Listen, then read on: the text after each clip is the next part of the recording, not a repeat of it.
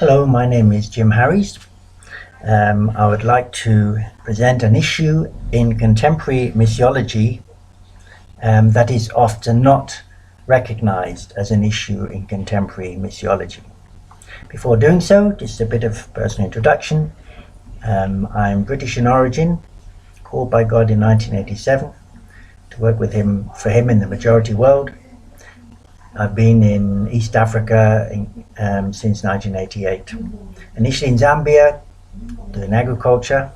Since 1993, I've been here in Kenya, during which time I've been oriented to practicing what we call vulnerable mission. In other words, using local languages and local resources in ministry with local people.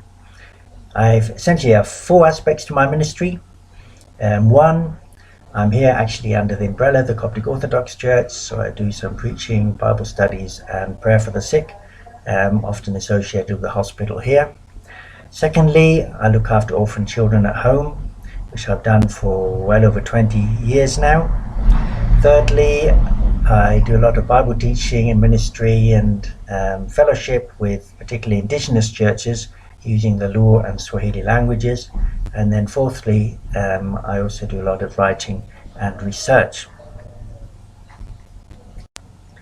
When we read and learn about the history of mission, we learn about Western people from the UK, Germany, the USA, going into the majority world. Now my focus is particularly on Africa, and reaching to the people there. We also realize that they never made a clear distinction between the gospel and, let's say, colonialism or development. In those days, there was a fair amount of, let's say, clarity. That is, either you were a Westerner or you were a Resterner. Yeah? So in those days, really we had the West, and then we had the rest. And the West was reaching out to the rest. That situation in which Westerners went to the rest of the world and then brought back information to their own people left those Westerners with a lot of authority, which Indigenous people really couldn't compromise, if you like.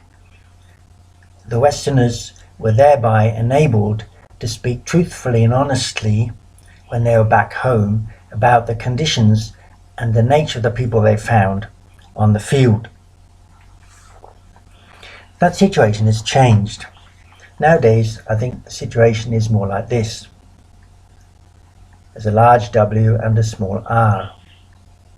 In other words, nowadays what we find is that African people and other people from the majority world are living within the West, which means that native Westerners are relating, sometimes very profoundly, to the very kind of people that missionaries were reaching and perhaps still supposedly are reaching.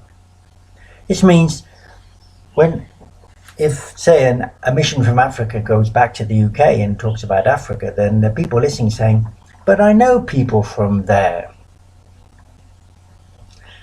They know majority world people at home. Also, of course, you have to realize that there may be someone in your audience who may be very articulate, who is also a native of the country in which you're working. So the rest begins to speak for itself in the country from which missionaries were sent. So the missionary of the authority of the missionary as a result of all these things tends to decline. If a missionary stands up in the US or in the UK and says, Africans are like this or like this or like this, or Zimbabweans are like this or like this, or ministry in Zimbabwe is difficult because of this and that. People may well say, no, we know we have Zimbabweans here. Now the Zimbabweans themselves may also say no. They may say no because they think the missionaries inaccurate. They may say no because the way they're portrayed by the missionary implies that they fall short of a certain standard, which in itself implies that they are less worthy, say, of donor funds. So Western people, or majority world people, the rest in the West, are careful to portray themselves as competent to ensure that the situation doesn't return to one of Westerners with authority going into their countries and kind of controlling them or imposing on them. And they do so to a large extent by portraying themselves as being the same as, very similar to, equally competent to Western people. So what particular issue am I pointing to in this scenario? Well, one particular issue is that Westerners know the rest, say the Africans, in a context in which the West is dominant. So it's a context in which the West is dominant that the rest, the Africans, are benefiting from. So it's also a context in which the West is dominant, in which the appearance of the rest obviously tends to be similar to that of Westerners because they're living in the same society. They're benefiting from the same social security system. They're using the same language. Their kids are going to the same school. So the portrayal of the rest when they're in the West of sameness can be very great indeed. Another thing that's interesting, I've portrayed here that they're the rest coming into the West. What about the West being amongst the rest? I think what we can say is that despite the best efforts by Westerners, perhaps, to ensure that the rest become civilized, as of course even Livingstone had that orientation, and missionaries subsequently very much so, where they've been integrally involved in education and healthcare and even economic development and business as mission and so forth. Yet for whatever they might have achieved, there remains an enormous gap, and that enormous gap results in the rest fleeing the countries of the rest and coming to the West.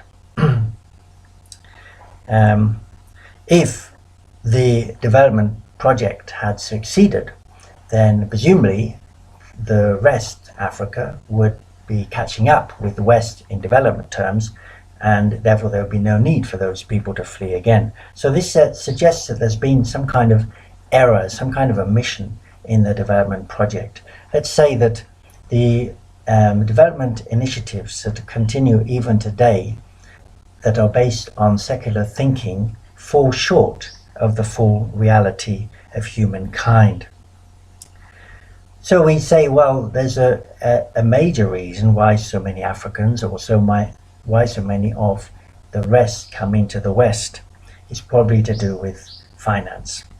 And indeed, differences in salaries can be quite enormous. I think I looked up recently that salary differences in international, the way money changes on the international banking system, are of a factor of 10 to 40 between African countries, and apparently similar jobs in Western countries. So people can earn 10 times more, or even up to 40 times more in the West than they do in their homelands. That massive rise of income of 10 times or 40 times what they were getting in home countries, of course, is most effective if it is taken that they are as competent in whatever roles they're entering in the West as are native Westerners. So any suggestion by Westerners of any formal nature that African people or people from the rest of the world are less competent becomes a big problem for those who are immigrating into the West, and it's something that they resist as much as they can. Now here we get the scenario again of a missionary going to Africa or some part of the world and saying, well, the people like this and like this, and the situation is like this and like that.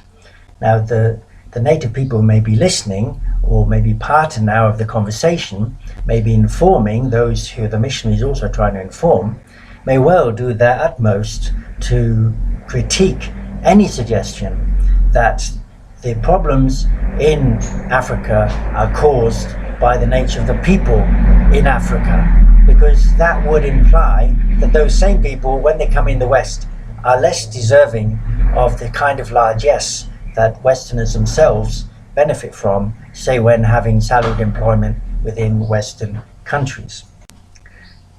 When the test comes, I faced this test a few times. On one occasion, I was speaking to a group of students in the US, and I mentioned one or two aspects of the Luo culture and language. Then after I'd mentioned that, a Luo person who is in the congregation, in the audience, came up and said, no, that isn't a genuine part of the Luo language. Now he is wrong. I know he was wrong. I don't know what was in the mind of those students when I was putting myself forward as being informed and knowledgeable and expert, if you like, about certain African ways, and then the African person came to contradict what I was saying and to tell me that I was wrong. Certainly it creates a problem. Certainly it interferes with the flow of knowledge from an informed Westerner to their Western audience.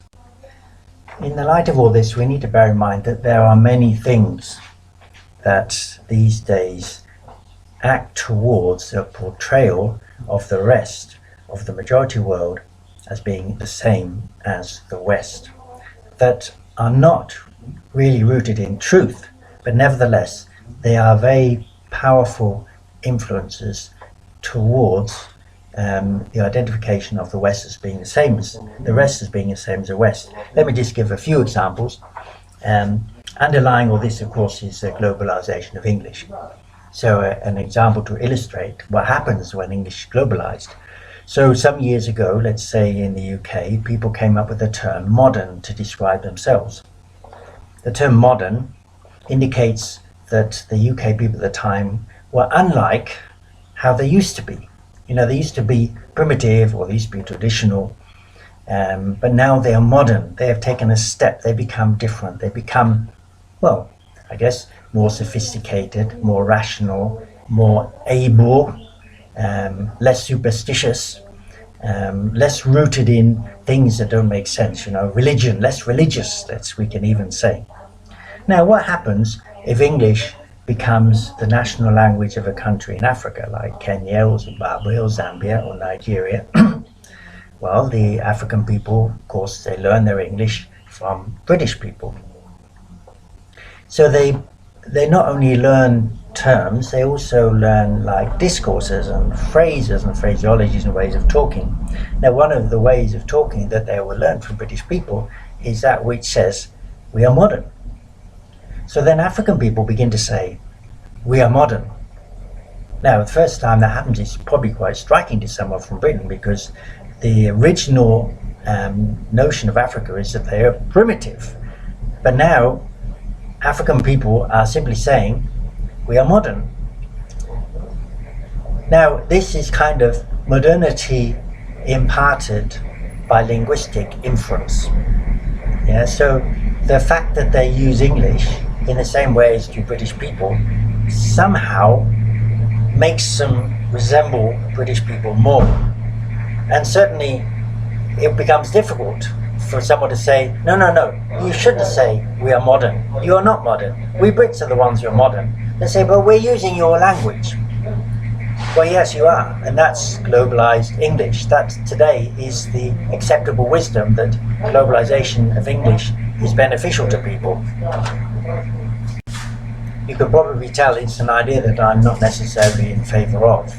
Globalization of English conceals Indigenous culture from people in the West, it also conceals Indigenous culture from the Indigenous people themselves, which makes it very difficult for them to respond to their own ways of life in intelligent ways, because through use of English they inherently are responding to Western ways of life.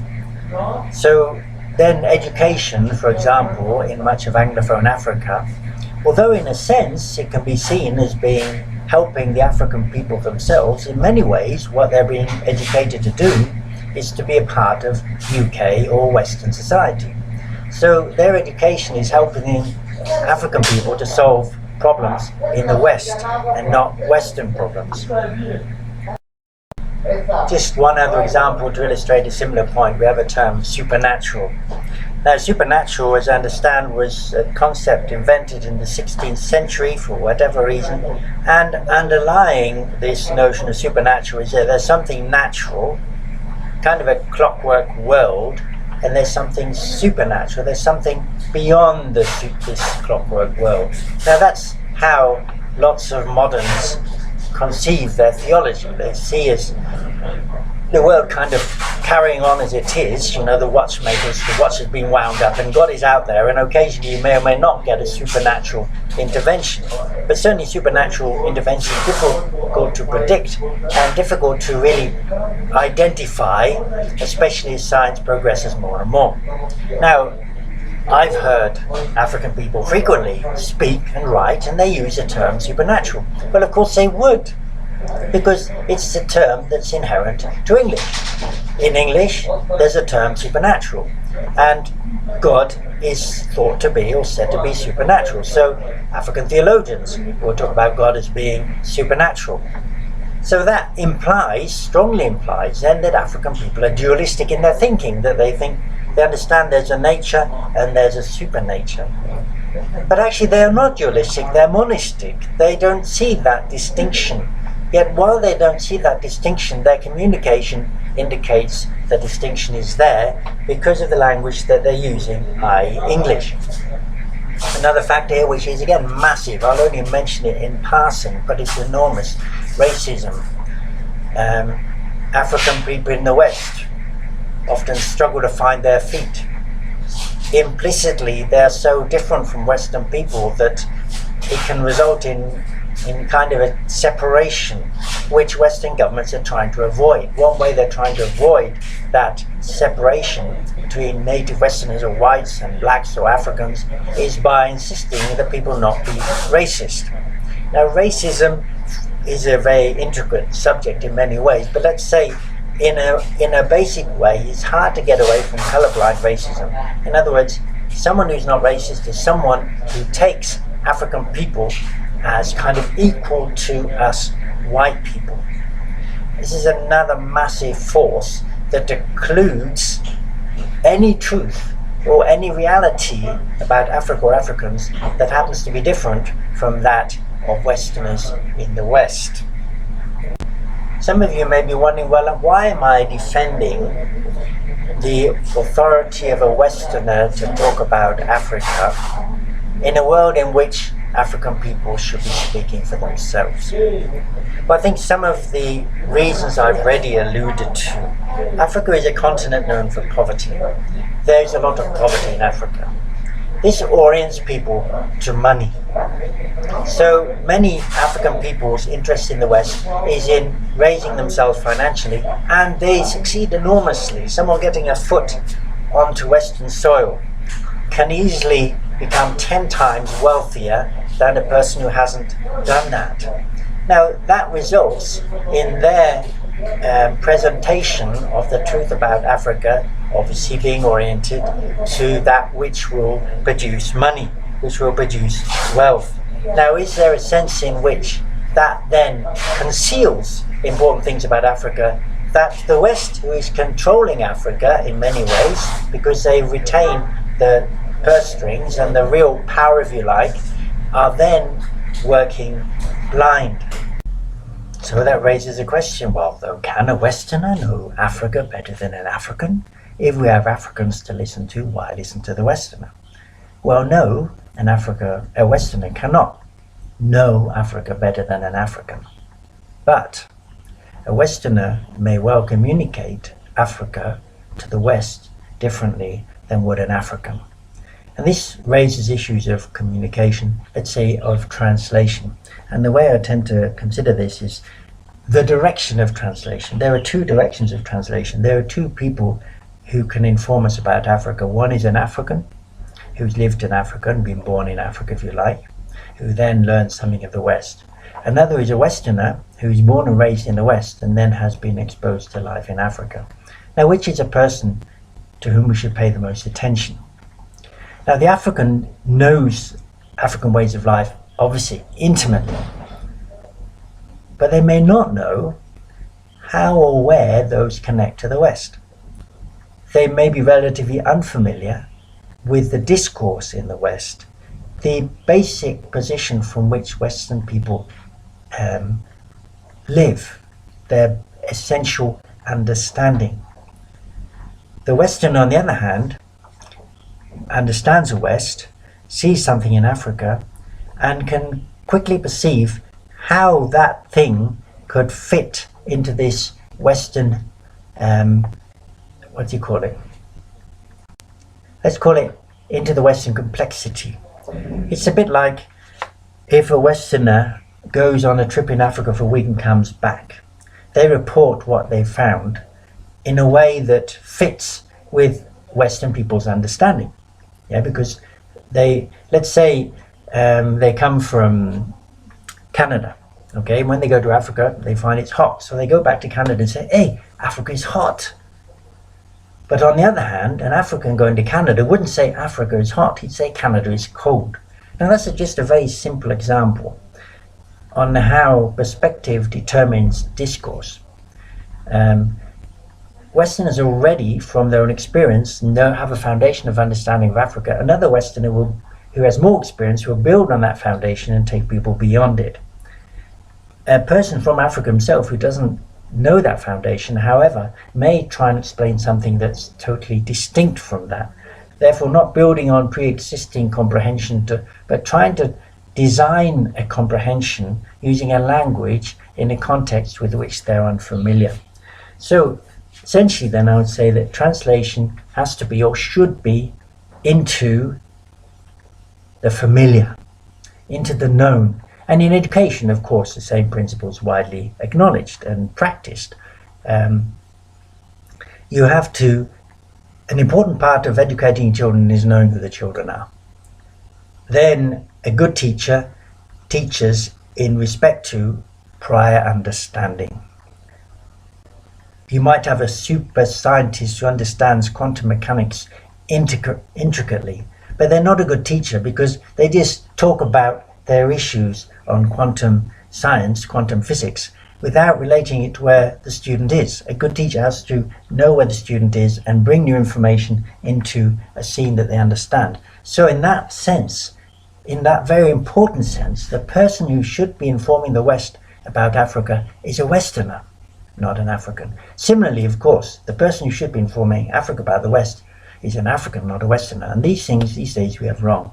In other words, the West wants to hear about Africa from an African, and African people depend on Westerners and Western languages to educate their own children.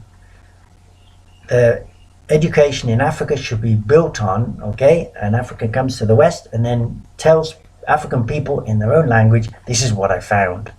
And similarly, the understanding of Africa in the West should be guided by Westerners who go to Africa and then come back to the West and say, look, this is what I found, and this is how it relates to who we are, what we know, and what we are doing. The contemporary situation is one, as I've already indicated, in which African people are being brought into dependency on the West. When they come into the West, of course, we understand them as thriving people on the basis of the foundation that the West gives them to thrive on. That becomes our image of Africans in Africa. In Africa itself, increasingly, the ability that is given through the widespread use of English and, say, the internet enables that prosperity that is in Africa to be brought by, guided by, controlled by the West. So there's an increasing generation of dependency by African communities on Western thinking. Now, in some respects, you could call this white supremacy. Ironically, the very people who are advocating that we should not be racist, that we should assume Africans to be equally capable to Westerners, whether they are or not, are actually the people in this sense who are perpetuating white supremacy. We are increasingly making African communities dependent on the things that they themselves cannot produce or manage. The thing omitted in this, in secular discourse, and increasingly even in Christian discourse, of course, is the dependency of the West on its history, which has been a very Christian history. So this Christian history tends to be occluded, forgotten, put aside. Certainly in secular education it is, even in Christian education to an extent, because we Christians in the West, we can't help but take on board what our governments and what our people are constantly telling us. So even Christians in the West tend to have a secular understanding of themselves, their history, and who they are. Thus, this globalization of English and the domination of the discourse about Africa coming from the side of Africans occludes the need for mission. The problem almost invariably is, yes, Africans are secular, but they're not secular enough. They need more high-powered education, and they need more, of course, money, things that create dependence. But the missionary prerogative tends to be occluded. The need for the gospel, which actually, the gospel itself, which underlies the prosperity of the West, tends to become occluded, out of sight, out of mind, not important, and more despised even. Now, ironically, because the African people themselves are the ones interpreting their own people to the West, and they're interpreting them to the West through tinted spectacles, as if they have the good that the West has. And at the same time, we have this post-colonial discourse kind of pointing to all the problems that the West caused. So actually what we can get is these super righteous people, portrayal of people equivalent to us in all that we can do, the Africans, that's already said why that happens, and they're kind of super righteous because they're not guilty of that of which we are guilty. Now, another effect of all this, as already hinted, is that the role of the missionary in contemporary perception comes to be that of taking money. And I find this massive. Certainly, I can't really blame them. I mean, when you visit an African situation, essentially what you'll be told is that we need your money. We don't need you. We're already educated. We're already competent. We're capable. But we do need your money. So instead of mission becoming a sharing of my heart and of my devotion to Christ and of my sacrifice for the sake of the gospel, mission has become, we need your money. And I've indicated some of the reasons for this. And I'm portraying this as a contemporary issue in missiology, the issue being that the missiology is these days dominated by people reaching themselves, and those people reaching themselves are biased for many economic and other powerful reasons to portray themselves as no different from Westerners. So this fact that the people traditionally being reached are now portraying themselves, as a result, occludes the real need for the gospel. So what solution do I have to offer to this scenario? Well, there's two particular ones which we have come to know as vulnerable mission. One, a missionary to Africa and other parts of the majority world, and I suspect other parts of the second world and so forth, should engage people using their own language or their own languages. Now, there are some parts of the world where that's a non-brainer and it just happens. There are other parts of the world, such as Anglophone Africa, where people set out with that theory and they find it very frustrating to try and do so. It's very difficult in Africa these days to relate to African people in their own languages. One of the reasons is English has become so widespread. And it's the secular world subsidizing this. That's why it's so widespread. Left to their own devices, no African person will teach their kids in English. This doesn't make sense because it's not their language. But because the secular organs, particularly those set up since World War II, believe implicitly in English as a global language, now a Westerner goes to Africa, particularly an English-speaking Westerner, everyone speaks their language. They want to speak their language, they want to learn better English. And to actually engage with people in their own language is extremely difficult. But if you don't, you can't see who the people are. You receive back what they've been taught in school. You're seeing yourself reflected in the mirror of the Indigenous people. So there should be some missionaries, and this is vital, in Africa who engage key ministry entirely in Indigenous language. When I say entirely in, often when it comes to Indigenous languages, you find something is designed in English, planned in English, set up in English, and then for the stupid Africans who've not yet learned English, you translate something into Indigenous language. And the people listening to that Indigenous language know that we're the dummies. The real power is in English. No.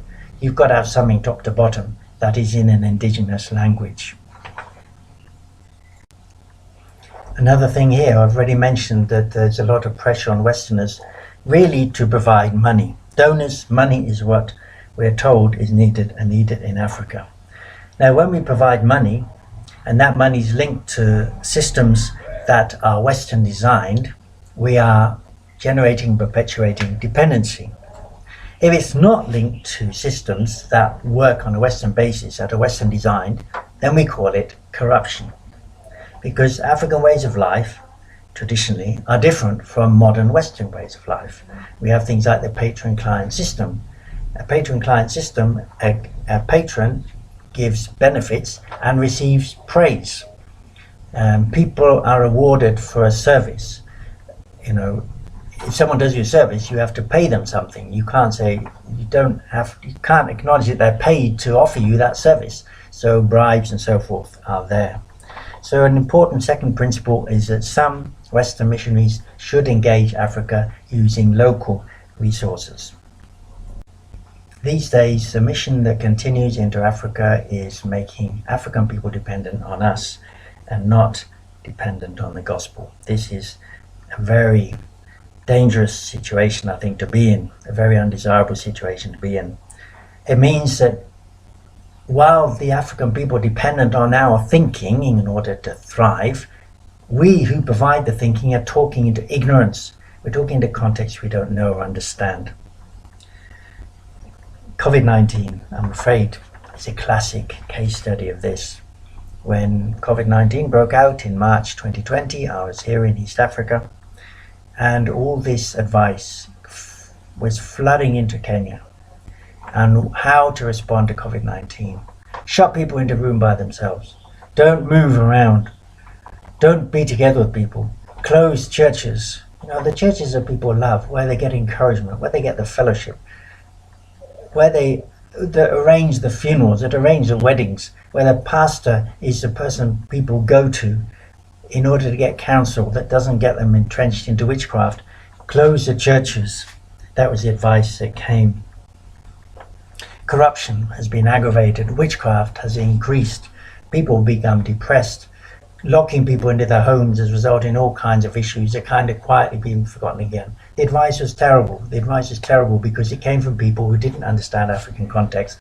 They were believing what they were told by those who were interested in their money and short-term benefit. And those people who actually need to be Westerners, who have an in-depth comprehension of the context, who should have been informing them, are hardly even there these days. Now that situation of dependence, again, another side of this corona thing has illustrated the danger of it. So the Western countries have managed to get vaccines and busy vaccinating their people. Now, meanwhile, in Africa, we get the dregs. And that's just the reality that has been demonstrated. So Africa has been made dependent on a system they don't understand, which charitably is helping them. But because that charity continues to maintain the dependence, one has to ask, at the end of the day. If another such crisis arises and the UK and even India says, oh no, we can't give any more vaccines in Africa because now our own people are dying. It doesn't matter if you die, we look after ourselves. What are the long-term implications of building such ongoing dependency in the African continent? So this issue in contemporary missiology that is often not recognized as an issue in contemporary missiology is